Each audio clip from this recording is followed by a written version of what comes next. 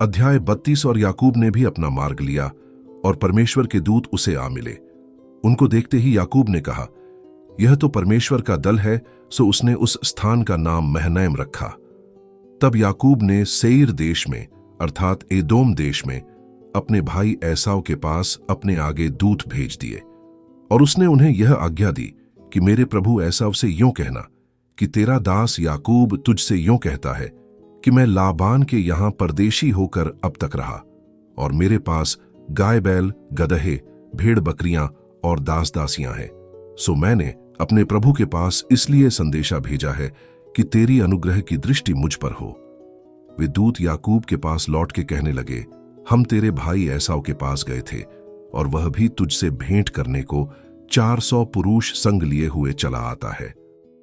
तब याकूब निपट डर गया और संकट में पड़ा और यह सोचकर अपने संग वालों के और भेड़ बकरियों और गाय बैलों और ऊंटों के भी अलग अलग 2 दल कर लिए कि यदि एसाव आकर पहले दल को मारने लगे तो दूसरा दल भागकर बच जाएगा।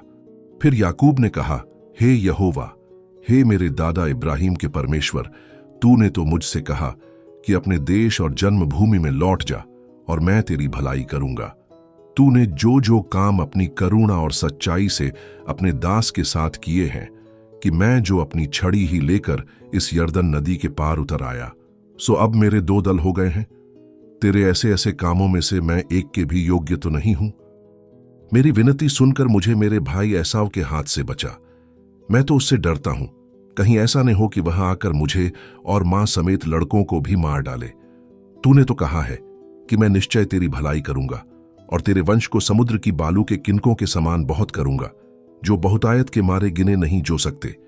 और उसने उस दिन की रात वहीं बिताई और जो कुछ उसके पास था उसमें से अपने भाई एसाव की भेंट के लिए छांट छांट कर निकाला, अर्थात 200 बकरियां और 20 बकरे और 200 भेड़े और 20 मेढ़े और बच्चों समेत दूध देने वाली 30 ऊंटनियां और 40 गायें और 10 बैल और 20 गदहियां और उनके 10 बच्चे। इनको उसने झुंड झुंड करके अपने दासों को सौंपकर उनसे कहा, मेरे आगे बढ़ जाओ और झुंडों के बीच बीच में अंतर रखो। फिर उसने अगले झुंड के रखवाले को यह आज्ञा दी कि जब मेरा भाई एसाव तुझे मिले और पूछने लगे कि तू किसका दास है और कहां जाता है और ये जो तेरे आगे आगे हैं सो किसके हैं, तब कहना कि यह तेरे दास याकूब के हैं। हे मेरे प्रभु एसाव, ये भेंट के लिए तेरे पास भेजे गए हैं और वह आप भी हमारे पीछे पीछे आ रहा है। और उसने दूसरे और तीसरे रखवालों को भी वरन उस सबों को जो झुंडों के पीछे पीछे थे ऐसी ही आज्ञा दी कि जब एसाव तुमको मिले तब इसी प्रकार उससे कहना और यह भी कहना कि तेरा दास याकूब हमारे पीछे पीछे आ रहा है, क्योंकि उसने यह सोचा कि यह भेंट जो मेरे आगे आगे जाती है इसके द्वारा मैं उसके क्रोध को शांत करके तब उसका दर्शन करूंगा। हो सकता है वह मुझसे प्रसन्न हो जाए। सो वह भेंट याकूब से पहले पार उतर गई और वह आप उस रात को छावनी में रहा।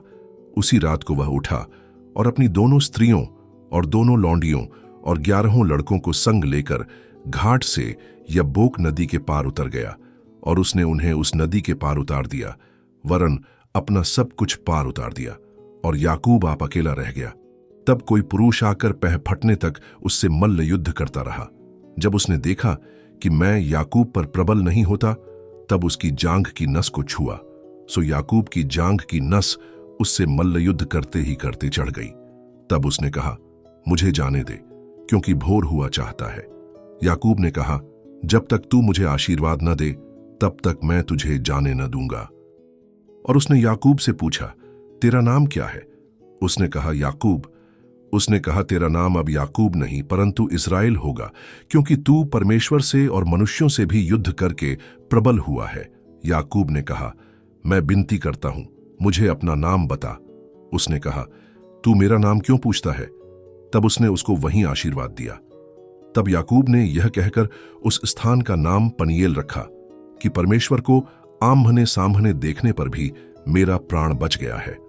पनूएल के पास से चलते चलते सूर्य उदय हो गया और वह जांघ से लंगड़ाता था।